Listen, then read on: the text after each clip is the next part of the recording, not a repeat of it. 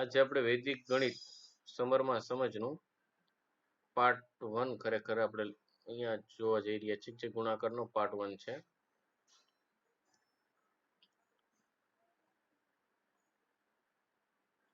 આપણે આજે અંકગણિત ગણતરી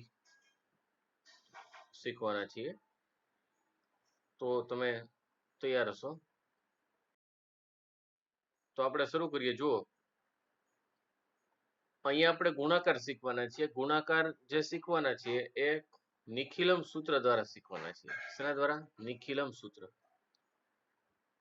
બીજી એક વાત, અહીં આપણે 5 કરતા મોટી એક અંકની સંખ્યા હોય એના ગુણાકાર આજે શીખવાના છીએ. પછી 2 અંકની સંખ્યા, 3 અંકની સંખ્યા, 4 અંકની સંખ્યા એવા ગુણાકાર પણ આપણે શીખવાના છીએ. પણ આ વિડીયોમાં માત્ર 5 અંકની મોટી એક સંખ્યાના ગુણાકાર જ શીખવાના છીએ. તો ફરી એક વખત કહી દઉં કે અહીંયા 5 કરતા મોટી સંખ્યાઓના ગુણાકાર શીખવાના છીએ. એની આપણે ટ્રીક આજે શીખવાની છે. પછી 2 અંક 3 અંકના શીખવાના છે, પણ આ વિડીયોમાં નહીં, નેક્સ્ટ વિડીયોમાં આપણે 2 અંક 3 અંક એવી સંખ્યાઓ કે જે 2 અંકની હોય તો 50 કરતા મોટી હોય, 3 અંકની હોય તો 500 કરતા મોટી હોય, એટલે 555 કરતા મોટી એવું આપણે લઈશું. તો એ ગુણાકાર આપણે શીખવાના છીએ. પણ અહીંયા સૂત્ર કયું યુઝ કરવાના છીએ? નિખિલમ સૂત્ર. તો અહીંયા એક બીજી સ્પેશિયલ ટ્રીક છે કે જેમાં કોઈ ટેબલ 1 થી 5 ના ટેબલ આવડે તો પણ ચાલે, એટલે સિમ્પલ ટેબલ તો આવડતા જ હોય, એ આપણે જાણતા જોઈએ છીએ. તો નિખિલમ સૂત્ર કયું છે? તો નિખિલમ નવશ્ચરમ દશત. એટલે એનો અર્થ એવો થાય કે બધા 9 માંથી પણ અંતિમ એટલે કે છેલ્લો અંક 10 માંથી બાદ કરવાનો છે. તો આ સૂત્ર દ્વારા આપણે ગુણાકાર શીખ. મેં તમને અગાઉ પણ વાત કરેલી હતી કે આપણે સૂત્રો અને ઉપસૂત્રો યાદ રાખવાની જરૂર નથી, આવતા જશે એટલે રિપીટ થશે એટલે ખબર પડી જશે. અહીંયા આપણે સૌપ્રથમ પહેલા એક 9 અને 7 નો ગુણાકાર જોઈએ. 9 અને 7 ને કેવી રીતે ગુણીને આપણે ગુણવાની ટ્રીક આપણે શીખી શકીએ. તો અહીંયા હું તમને સ્ટેપ દ્વારા સમજાવું છું. તો 9 અને 7 આ બંને સંખ્યાઓ એવી છે કે જે એક અંકની છે. તો એક અંકની સંખ્યા હોય તો એનો આધાર આપણે લેવાનો છે 10. 10 નો આધાર લઈ અને આપણે એની પૂરક સંખ્યા શોધવાની છે. અહીંયા હું એવું બોલું છું, પૂરક સંખ્યા. એને આપણે પરમ મિત્ર પણ કહી શકીએ. તો 2 અંકની સંખ્યા હોય તો 100 આધાર લઈ શકાય, અને 100 ન લેવો હોય તો પણ આગળના વિડીયોમાં આપણે જોઈશું કે 2 અંકની સંખ્યાનો 2 અંકની સંખ્યા સાથે ગુણાકાર કેવી રીતે કરવાનો, આધાર શું લેવો. તો એનું પેલું સ્ટેપ છે 10 ને આધાર લઈને, અહીંયા 1 અંકની સંખ્યા છે એટલા માટે ખાસ ધ્યાન રાખજો, 10 ને આધાર તરીકે લઈને આપણે અંકોને 10 માંથી બાદ કરવાના છે. તો 10 માંથી પહેલો અંક છે 9, એને બાદ કરીએ એટલે 1 થશે. બીજો અંક આપણો છે 7, 10 માંથી 7 બાદ કરીએ એટલે 3. એટલે ફરી એક વખત કહું, 9 નો પરમ મિત્ર 1 અને 7 નો પરમ મિત્ર 3 થશે. ફરી પાછું સૂત્ર કહું છું, નિખિલમ નવશ્ચરમ દશત. એટલે અહીંયા એક જ અંક છે કે જે અંતિમ અંક છે, એને આપણે 10 માંથી બાદ કરીએ છીએ. ખ્યાલ પડ્યો? એટલે આગળ અંક નથી તો આગળ હોય તો આગળનાને 9 માંથી, છેલ્લાને 10 માંથી. હવે અહીંયા સ્ટેપ 2 છે. એ શું છે? તો કે અંકો આપણા જે બે છે, એક 9 અને 7, એનો જે ગુણાકાર કરવાના છે એને આપણે ડાબી બાજુ લખવાના છે. અને 10 આધાર લઈને જે સંખ્યાઓ મળી છે, કઈ કઈ મળી છે? તો કે 1 અને 3, એને આપણે ખૂટતો અંક કહેશું. શું કહેશું? ખૂટતો અંક. એને આપણે જમણી બાજુ લખવાના છીએ. તો જુઓ, 9 -1 અને 7 -3, એટલે 9 અને 7 ને મેં કઈ બાજુ? ડાબી બાજુ લખ્યા છે. અને 1 અને 3 કે જે એમાંથી ખૂટે છે, શેમાંથી? 10 માંથી એ ઓછા છે એટલે મેં એને જમણી બાજુ લખ્યા છે, અને અહીંયા માઇનસ એટલા માટે મેં દર્શાવ્યું છે. ખ્યાલ પડ્યો? હવે 3 જોઈએ. તો અહીંયા બે ભાગ દર્શાવો, એક ડાબી બાજુનો અને બીજો જમણી બાજુનો, અને તેમની વચ્ચે સ્લેશ ની નિશાની કરો. શેની? સ્લેશ. તો 9 ઓછા 1 અને 7 ઓછા 3 એવું આપણે લખ્યું છે. આગળ પણ હમણાં આગળના સ્લાઇડમાં પણ તમે જોયું. હવે એનો જવાબ હું એ લખી દઉં છું, 6/3.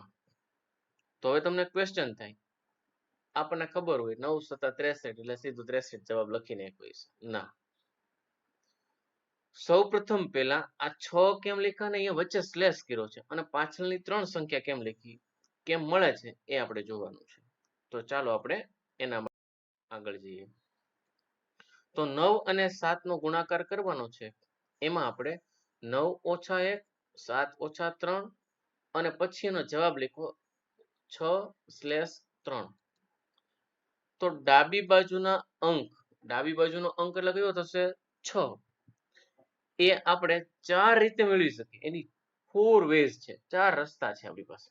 તો પહેલો રસ્તો શું છે? તો અંકોના સરવાળાને આધાર 10 માંથી બાદ કરો. ચાલો અંકોના સરવાળા કરીએ. કયા અંકોના? ડાબી બાજુના અંકોના સરવાળા કરવાના છે. 9 + 7 એટલે થશે 16. 16 માંથી આપણે બાદ કરવાના છે કેટલા? આધાર. આધાર કેટલો છે? 10 લીધો તો આપણે, એટલે 16 માંથી 10 બાદ કરીએ એટલે 6 મળે. એટલે આપણને અહીંયા 6 આપેલા છે. બીજી રીતે તો કે બીજી રીતે જો આપણે મેળવવું હોય તો જે ખૂટતા અંક છે એનો સરવાળો કરો. તો ખૂટતા અંકો કયા છે? 1 અને 3. એનો સરવાળો કર્યો 4. એને 10 માંથી બાદ કરો. 10 એટલે આધાર. તો 10 ઓછા 4 આપણો સરવાળો ખૂટતા અંકોનો મેળવ્યો, એટલે આપણને જવાબ 6 મળે છે, જે આપણને ડાબી બાજુનો અંક મેળવ્યો કહેવાય 6. ત્રીજી રીત છે, ત્રાંસા અંકોમાંથી 3 બાદ કરીને. ત્રાંસા અંકો એટલે તો ત્રાંસા અંકો છે 9 અને 3. જો ત્રાંસા અંકો 9 અને 3, તો 9 માંથી 3 બાદ કરીએ એટલે 6 મળે. હા, તો બીજી રીતે બીજા ત્રાંસા અંકો કયા છે? તો કે 7 અને 1. તો કે 7 ને 1 માંથી બાદ કરીએ, માઇનસ એટલે બાદ કરવાના છે. 7 માંથી 1 બાદ કરીએ એટલે 6. તો આપણને આમ કુલ 4 રીતે ડાબી બાજુનો અંક મળી શકે, અંકો પણ મળી શકે કે જે બે સંખ્યા વડે ગુણાકાર આપણે કરતા હોઈએ ત્યારે. અત્યારે આપણે સિમ્પલ જોઈએ છીએ, એની ટ્રીક આપણે સમજવા માટે જોઈ રહ્યા છીએ કે આ કેવી રીતે ગણતરી થઈ શકે. તો આપણને મોટા ગુણાકારો સરળતાથી આપણને આવડી જાય એક જ સ્ટેપમાં. તો હવે આપણે ડાબી બાજુનો અંક મળી ગયો. હવે આપણે જમણી બાજુનો અંક મેળવવાનો છે. તો જમણી બાજુનો અંક કેવી રીતે મળે? તો જમણી બાજુનો અંક મેળવવો હોય તો આપણે ખૂટતા અંકોનો ગુણાકાર કરવાનો. ખૂટતા અંકો એટલે કયા? 1 અને 3. એ બેનો ગુણાકાર કરીએ. 1 × 3 એટલે જવાબ આવશે 3. એટલે આપણને આન્સર શું મળ્યો? 9 × 7 = 63 મળે છે. તો આવા જ વિડીયો મેળવવા માટે અમારી ચેનલને સબસ્ક્રાઇબ જરૂર કરજો. બીજા એક્ઝામ્પલ આપણે અહીંયા જોઈ લઈએ. તો 9 × 9 એટલે 9 માંથી 1 બાદ કરીએ છીએ, વળી પાછા 9 માંથી 1 બાદ કરીએ છીએ. 9 અને 9 એટલે થશે 18. 10 આધાર લઈને બાદ કર્યા, 18 માંથી 10 બાદ કરીએ એટલે 8 મળે. જમણી બાજુનો ડાબી બાજુનો અંક મળી ગયો. 1 અને 1 નો ગુણાકાર કરીએ એટલે 1, એટલે આપણને 9 × 9 નો જવાબ મળશે 81, 81. બીજો ગુણાકાર છે 9 × 8. પેલા 9 અને 8 ને આપણે ડાબી બાજુ લખી દીધા. હવે આધાર આપણે 10 લેશું. 9 માંથી 9 ને બાદ કરીએ એટલે 1 મળે. 10 માંથી 8 બાદ કરીએ 2 મળે. એટલે આપણે ડાબી બાજુ 1 અને 2 માઇનસ કરીને લખ્યા છે. સૌપ્રથમ પહેલા ડાબી બાજુનો અંક મેળવીએ તો 9 અને 8 નો સરવાળો 17 થશે. આપણે આધાર લીધો છે 10, એટલે 17 માંથી 10 બાદ કરીએ એટલે 7 મળશે. આપણને આવી રીતે 7 ડાબી બાજુનો અંક મળી જશે. જમણી બાજુનો અંક મેળવવા માટે બંને જે ખૂટતા અંકો છે માઇનસ પછીના જમણી બાજુ લખ્યા છે એને ગુણાકાર કરીએ 1 ગુણ્યા 2 એટલે 2 મળશે. આવી રીતે આપણે ત્રીજાનું પણ જોઈ લઈએ. 9 ગુણ્યા 6 10 આધાર લઈએ, 10 માંથી 9 બાદ કરીએ એટલે 1, જમણી બાજુ મેં લખ્યો 1, 10 માંથી 6 બાદ કરીએ એટલે 4, આધાર 10 લીધો એટલે 4 અહીંયા લખ્યા છે જમણી બાજુ. હવે 9 અને 6 15 થશે, આધાર 10 લીધો છે, 15 માંથી 10 બાદ કરીએ એટલે 5 મળે, 1 અને 4 નો ગુણાકાર 4 મળશે. આવી કોઈ પણ એક અંકની સંખ્યાનો ગુણાકાર કરીને આપણે ઇઝીલી જવાબ મેળવી શકીએ. આમ જ આપણે મેળવી શકીએ, પણ જો મોટી સંખ્યાઓ થતી જાય તો આપણે ગણતરીમાં ગુણાકારમાં તકલીફ પડે, તો આ ટ્રીક આપણને ઉપયોગી થઈ શકે. આ ટ્રીક મેં અત્યારે આ એક અંકની એટલા માટે લખી છે કે આપણને 2 અંક અને 3 અંકની સંખ્યાઓના ગુણાકાર કરવા હોય તો આ જો સમજ હોય તો આપણે 2 અને 3 અંકોના ગુણાકાર ઇઝીલી કરી શકીએ. આ ટ્રીકને સરળતાથી સમજી શકીએ, એટલા માટે આ મેં વિડીયો આ શોર્ટ બનાવેલો છે. તો આ ચેનલ તમને ગમી હોય તો સબસ્ક્રાઇબ કરજો.